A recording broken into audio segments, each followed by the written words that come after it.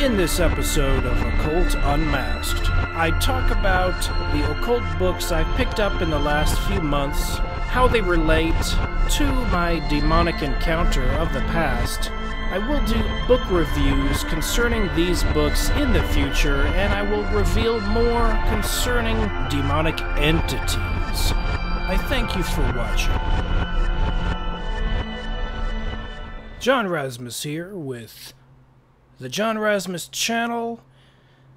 I have been researching occult subjects ever since 2011. But even then, I didn't immediately jump on it. I started purchasing occult-related books probably 2012, 2013. So I haven't been purchasing occult books very long. What inspired the process was actually having over 182 days of constant day-to-day, every single day for 6 months straight, 182 days straight, countless hours. If I were to count the hours, many hours of constant harassment by an invisible entity, which I started to learn a lot about.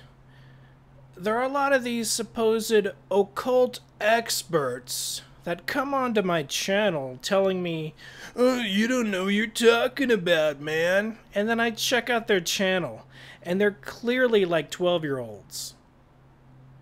You know, if you're a 12-year-old, a 13-year-old, a 14, 15, 16, 17-year-old, and you think you know jack squat, keep it to yourself, or make a channel like I've made, and share. But if I see 0 uploads on your channel, you got nothing to back yourself up with.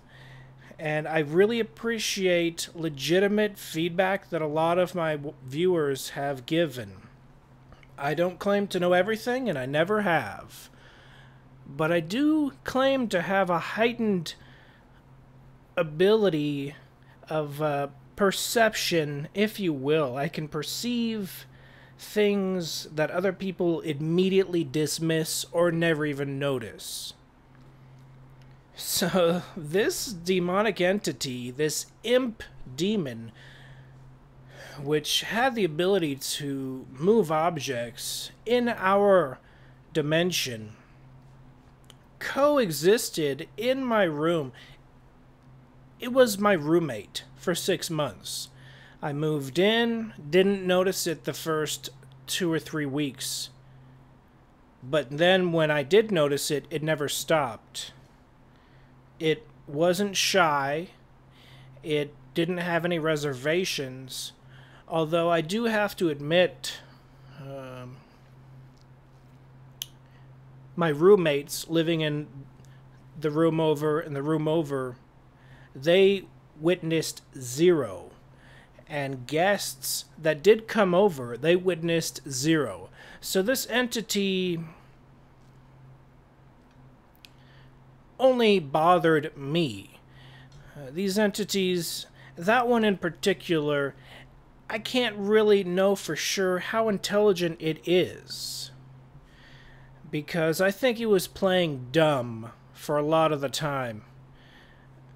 These entities have been around forever.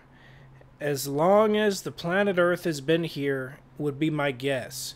They're ancient, and independent of humans. And by having a heightened perception,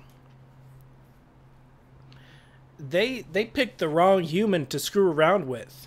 They picked the wrong human, and I'll tell you why.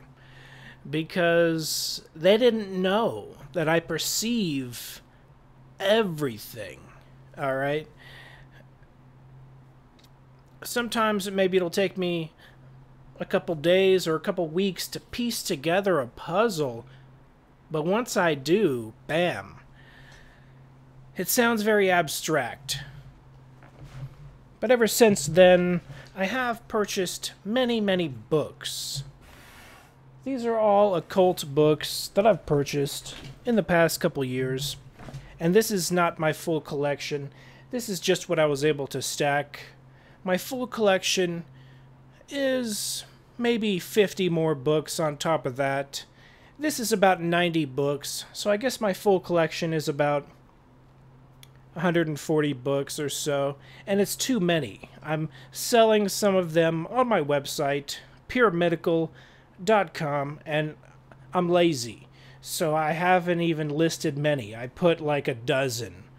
And I have an Amazon account where I'm listing a few, and even non-occult books, just any book I come across, I'm trying to get rid of it.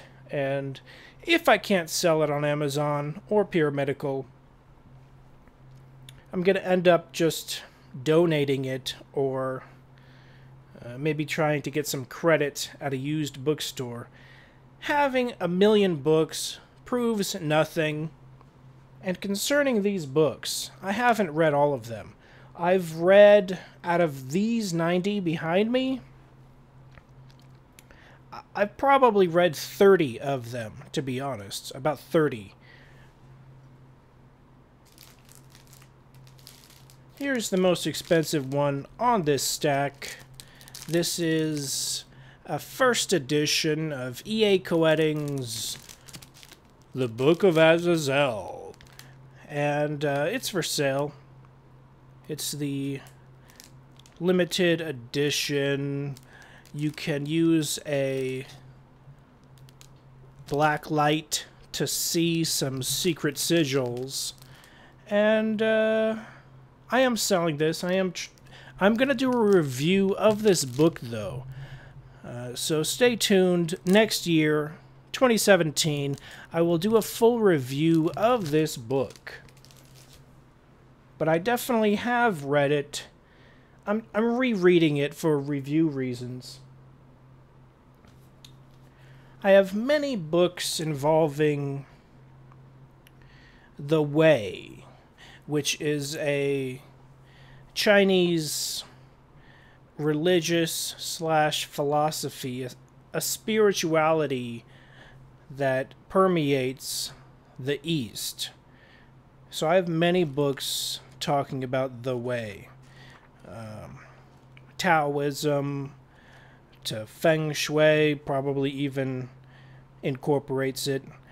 Confucianism, Buddhism, a lot of it incorporates The Way. The Way is the way to have a happy life and to return back to the higher realms, aka heaven. And they believe in reincarnation, most of them. But they also believe in demons. A lot of these Eastern books, the reason I like them is because they talk about demons like it's no big deal. There's a bunch of demons. There's water demons. There's earth spirits / demons. They fully recognize they exist. And they're really blunt about it. Now, the ancient Chinese were very observant people, okay? I have the I Ching, Tong Sing, Zen Buddhism, Tao Te Ching. A lot of these books have similar themes. Some of them talk about alchemy. A lot of them mention demons. But the ancient Chinese were very observant. I would argue that Chinese people in general are extremely observant. I would say in ancient times and even up until today, they knew that demons existed. And even to this day, they practice Taoism, Buddhism, these different mystic Eastern ancient traditions. They knew demons existed. They know demons exist. But they're also extremely observant with the invisible world.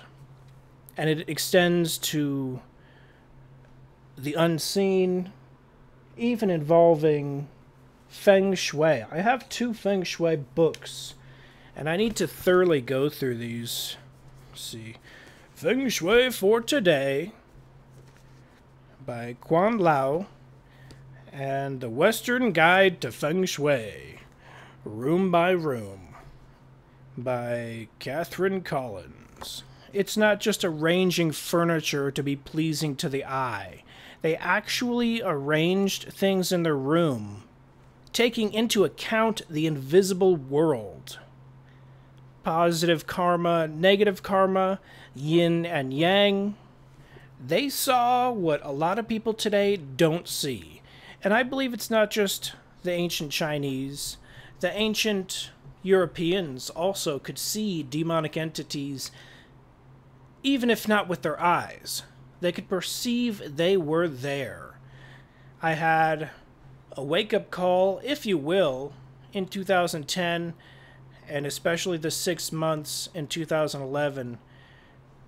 These books are nothing compared to my first-hand experiences with demonic entities. I've left out many details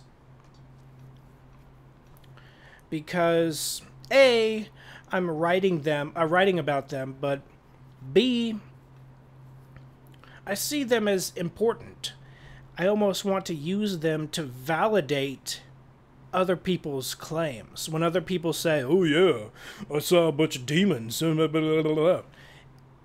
even I, who has seen, not with my eyes, but with the other senses, there is a sixth sense, and I've been born with it. I'll go into detail on that in future videos, but I don't want to elaborate on that in this video. These books are nothing compared to first-hand experiences. But a lot of people are like, "Oh, you know nothing." You know, even though I haven't read all these books, I've glossed through them. And let me show you what I'm reading right now. For the second time, I'm reading the Tibetan Book of Living and Dying. And I'm going to do an entire video on this book, the dying chapters. Not the living ones, because we're alive. We already know that. That's not a mystery. The mystery is the dying part. And I really love how this book concludes. It concludes with the exact conclusion I mentioned in many episodes, videos that I've uploaded onto this channel, that science and the invisible world of higher dimensions, hopefully one day there will be a connection where they are one and the same. These Tibetan Buddhist masters, these monks who study and meditate their entire lives, they know for a fact demons exist. They know for a fact higher dimensions exist. They know for a fact when we die, we go through the higher dimensions. And they want to prove it as much as I do. But they recognize science lacks in these spiritual areas. There are many chapters in here that I agree with, and within those chapters there's a few things I disagree with, and I think that's interesting. So I'm going to point that out in the episode that I'm going to do reviewing this book, but mostly talking about what I firsthand know to be a fact. And I believe even an ascended Buddhist monk, spiritual meditative master, can be tricked and fooled by demons. And I'm sure no one is immune. But let me show you what else I am reading. Actually, yeah, I have read this one. The Mysteries and Secrets of Magic by C.J.S. Thompson. And I probably went over the astrology chapters and I focused on certain chapters. I came across this woodcut. Take a look at this woodcut.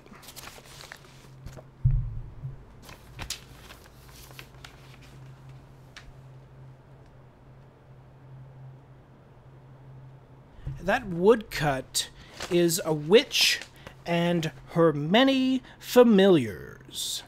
A witch surrounded by familiars and strange apparitions.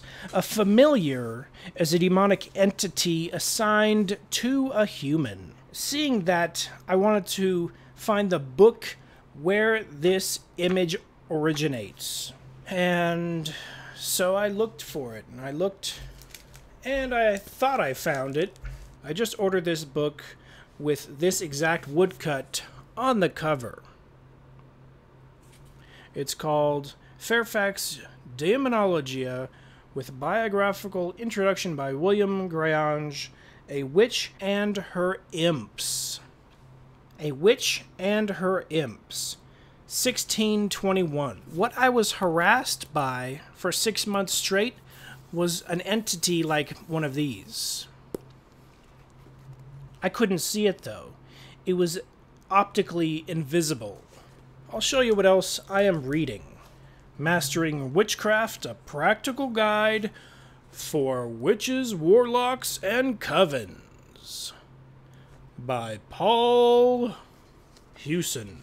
Now you might say, why, as an anti-occultist, anti-sorcerer, anti-warlock, anti-witch, why would I read a book like this?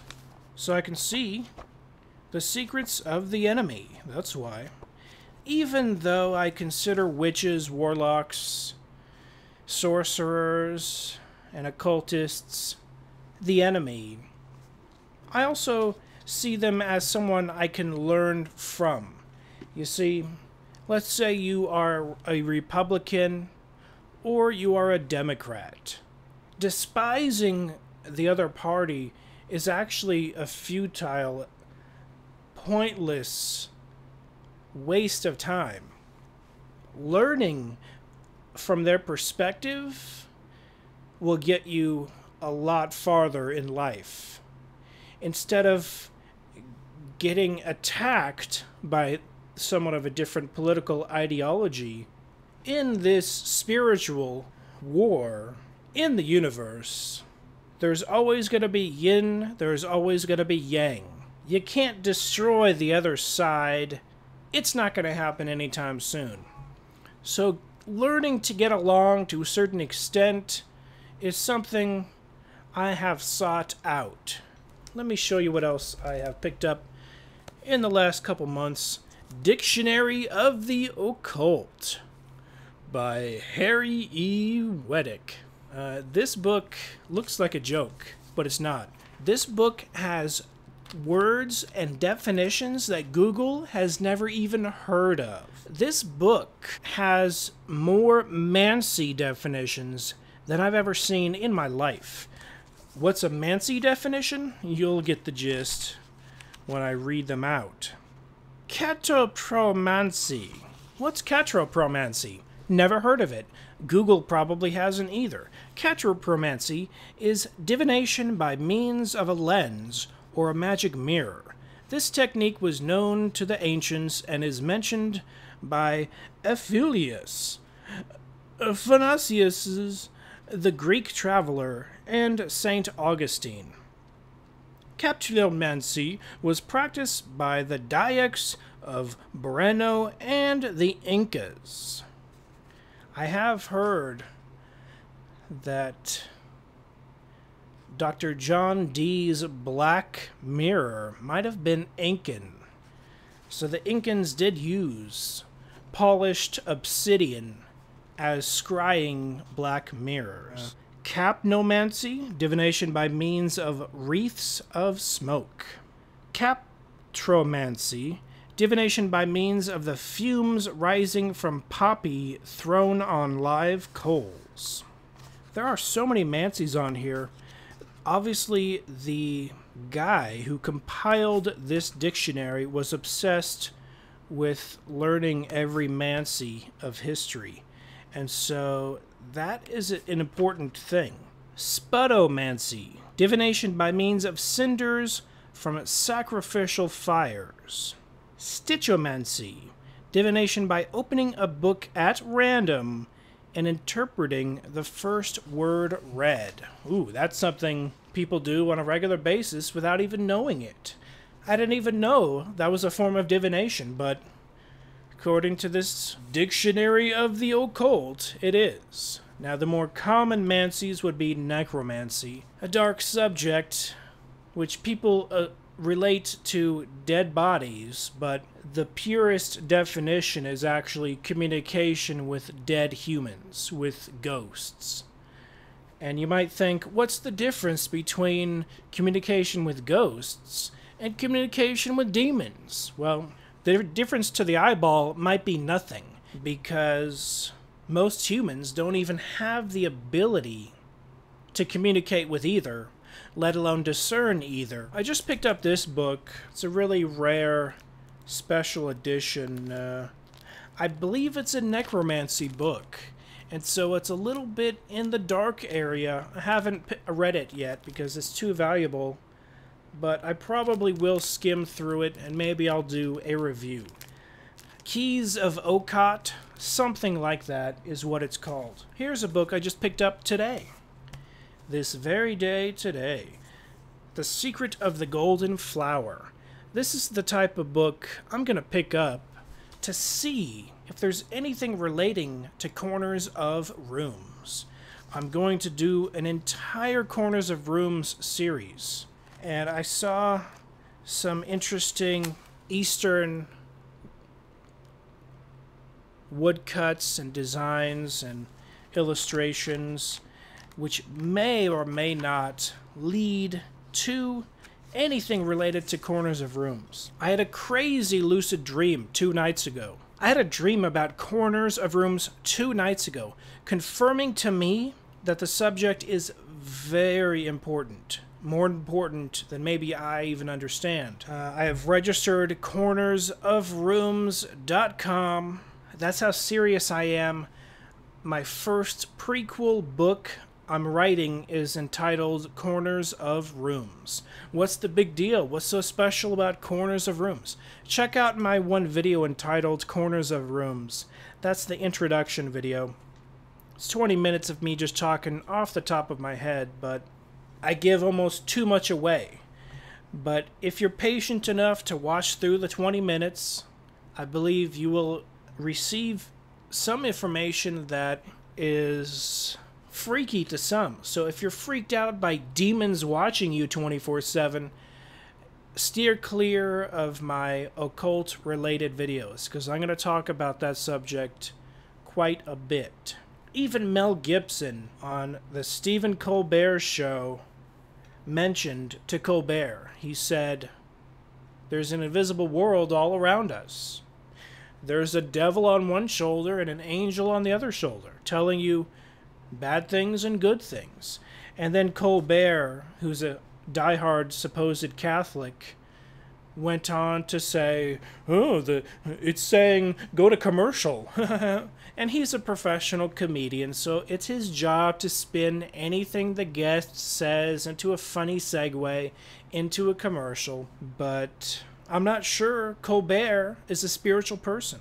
I'm not sure he knows as much as Mel Gibson knows that there is a spiritual world invisible around us at all times. Mel Gibson, he's famous for that blow-up where he got drunk and was busted for drunk driving and said bad things about the Jews.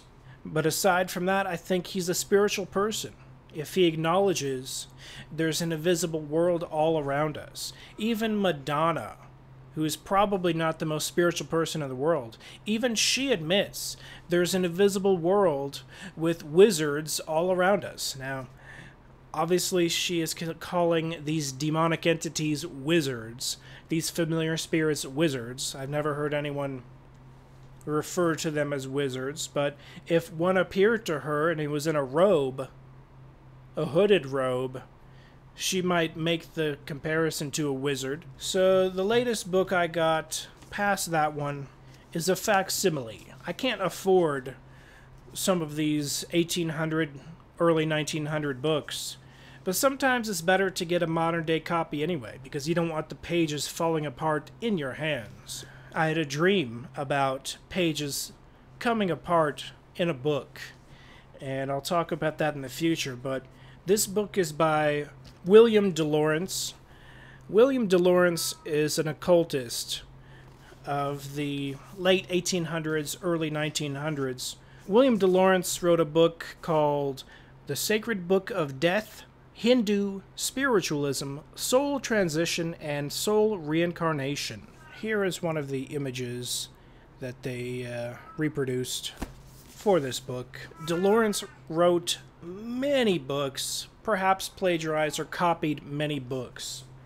His list of books seems to be 100 plus. Very prolific guy, very reminiscent of Manly P. Hall. And concerning Manly P. Hall, I do have his first book, The Initiates of the Flame. And I am going to thoroughly go over this book again. And it has to be this ancient version of it, this old copy from the 30s or so, because I believe Manly P. Hall put secrets in this version that are associated with the page numbers. For example, Jesus died at age 33. On page 33 of this book, it mentions Jesus. For example, the book ends on page 72, a sacred symbol in the Kabbalah, in many different religious beliefs. 72 is a very sacred number. The Kabbalah, they believe there are 72 angels, 72 demons in the Goetia, 72 names of God. So page 33 and page 72 led me to conclude there are many secrets in this book encoded on secret page numbers. So I've yet to find anything about that. I've also yet to find anyone mention those secret page numbers. So perhaps I'm on the verge of cracking a secret of Manly P. Hall, one of the most famous modern-day occultists, encoding secrets in his book that he probably thought people weren't worthy until they actually put forth the effort. So I'm going to try to be the same way. If you want to know every secret that I have, if I even have any secrets, which I believe I do, you're going to have to put forth some effort. Watching my videos isn't even that much effort, but I really appreciate the support and the feedback. Stay tuned, more episodes coming soon. My cat is crying to leave the room. I thank you for watching. This has been John Razimus with the John Razimus channel. Be seeing you.